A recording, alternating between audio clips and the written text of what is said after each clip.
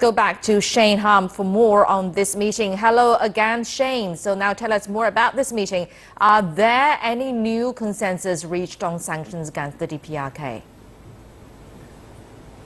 Well, the meeting of the nuclear envoys just wrapped up less than an hour ago, and the three held a press conference here, and they indicated that this was a very critical point that these meetings come, obviously on the heels of the UN Security Council passing Resolution 2321, and also a slew of unilateral sanctions by these three countries. But if you listen to the comments that were made by these nuclear envoys, the main emphasis right now in terms of the sanctions is focusing on the coal exports of the DPRK. We know that China earlier this week had agreed to temporarily ban all imports of coal from the DPRK, but also you mentioned all the geopolitical situations surrounding the DPRK's nuclear program. You have a new incoming U.S. administration under President-elect Trump, where there's a lot of questions. He called out, obviously, the DPRK policy towards them, but also here in South Korea with the political scandal that's been engulfed through the president, there's a lot of uncertainty and questions remaining on how the country will proceed with the DPRK's nuclear program.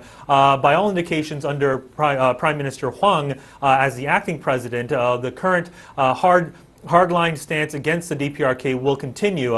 One of his first moves after taking responsibilities of the president was to show or to make sure that the nation's military was on high alert for any provocations from the DPRK. But the goal of today's meeting was to make sure that everyone was on the same page, and the message is clear to Pyongyang that they will not tolerate a nuclearized DPRK. Thank you very much, Shane Ham, reporting from Seoul.